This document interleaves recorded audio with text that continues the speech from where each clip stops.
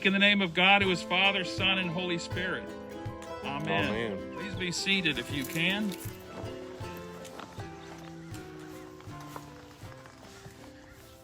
Grab a few notes here. I am sending you out like sheep into the midst of wolves. So be wise as serpents and innocent as doves. So what's special about this Sunday? Get a reading like that. What's special about it? 2 weeks ago, we celebrated Pentecost, coming of the Holy Spirit, and last Sunday we celebrated the Trinity Sunday. So what's today's special event? As I said at the beginning, today is a celebration of the ordinary, the beginning of the ordinary season of the church. So I made a note to myself, I hate snakes, so let's not talk about them right now. So I'm just going to move right on. I may come back to snakes. I guess we've got to deal with snakes at some point. I can't stand them. And my son will tell you, we stumbled upon one the other day while we were doing yard work, and the pitch of my voice got rather high. So what does it mean to be a sheep? Impressionable? Nervous, maybe? We don't have a whole lot of sheep. I know driving up 18, I see sheep. Do we run around in packs? Or perhaps Jesus uses this because we're really just dumb. That's tough. And here we are, called sheep, called to go out. In fact, we're not just called to go out, we're sent out like sheep into harm's way. That doesn't sound very nice to me. Walking towards trouble. I know someone told me years ago, they said there should be a health warning on the front door of every church. And it should say on the door, just like a pack of cigarettes or a bottle of alcohol, there should be a warning that says, beware of following Jesus. This could cause you a lot of trouble and pain. It could make your life downright uncomfortable. A warning sign that if you follow Jesus, it isn't always going to be rosy. It's not always a bed of roses. So to me, it's clear that when Jesus says he's sending us out like sheep, he means that we may be treated the way wolves treat sheep. There's an old Ghanaian phrase that says the wolf doesn't care about the opinion of the sheep. He's not that bothered about what the sheep thinks. And we're supposed to walk into trouble almost that innocently. So if sheep are still proverbially stupid, which is what it looks like when a sheep walks toward a wolf and not away from him, Jesus counters that idea with that snake verse. Because he says, be wise as serpents. So it's not about stupidity as much as it's about vulnerability. Now listen to that again. It's not about being stupid like a sheep as much as it is about being vulnerable like a sheep. It's about trust. Following Jesus is about trusting almost at a reckless level. It's about being willing to sacrifice in the name of love. So he says, be like snakes, not like sheep when it comes to being smart. And snakes are pretty quick, and that one we saw the other day got out of the way in a hurry. And so when the wolf opens its mouth in front of you, don't jump in.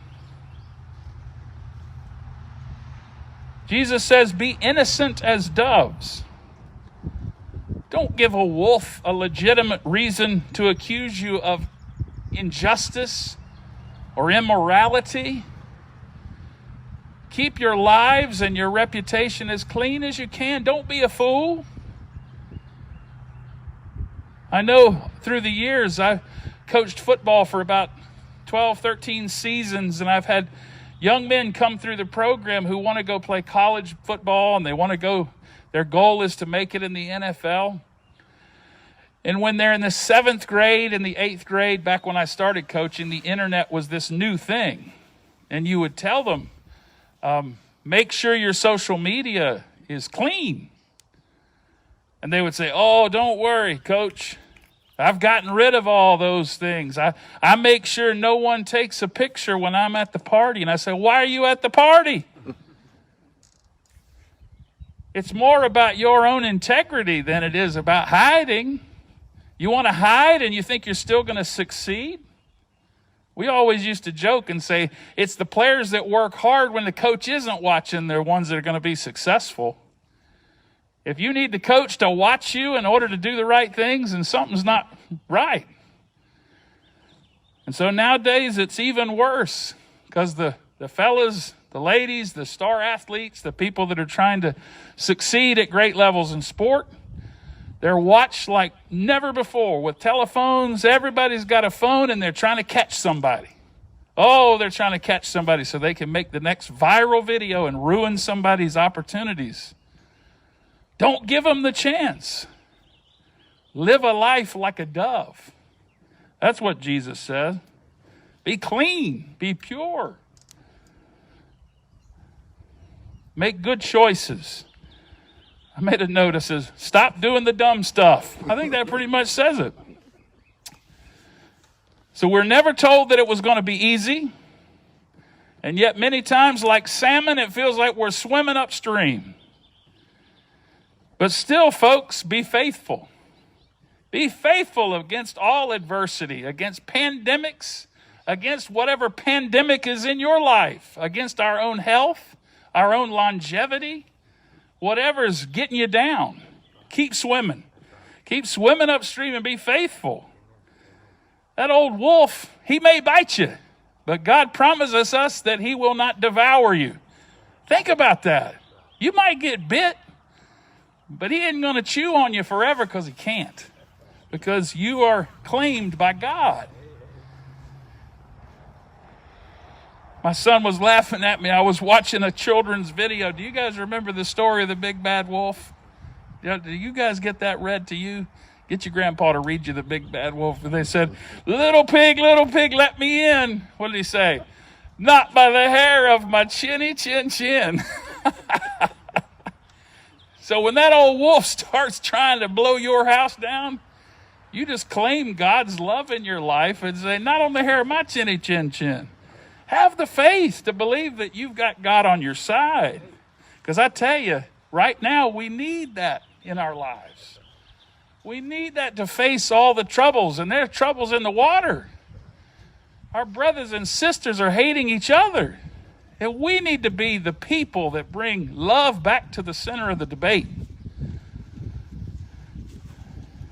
What is your house built of? Straw or wood? Build it out of the stone and let Jesus be the cornerstone of that structure. So here we are entering what is ordinary time in the life of the church. Let's allow God to take the ordinary and make it extraordinary. Let me finish with this poem. Do not be dismayed by the brokenness of this world. All things break. And all things can be mended, not with time, as they say, but with intention. So go. Love intentionally, extravagantly, unconditionally. The broken world waits in darkness for the light that is you. And brothers and sisters, as Christians, the light that is within us comes from above. So may God shine that light into the darkness of this world today and every day. And the people said, Amen.